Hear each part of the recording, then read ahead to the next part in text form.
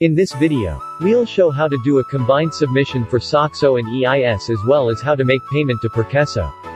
We will start from combined submission of SOCSO and EIS. First, log in to Perkeso account. Click My Sites. Contribution. Choose SOCSO plus EIS. Click Text File. Next, you can export the text file from SQL Payroll software directly. SQL Payroll software is compliant with all statutory authorities. Payroll. Government report. Print SOCSO plus EIS contribution. Select current year and month. Click Apply. Amounts for employees SOCSO and EIS will calculate and list out. Save to file. File saved successfully. Choose File. Choose a text file that you saved just now. Upload.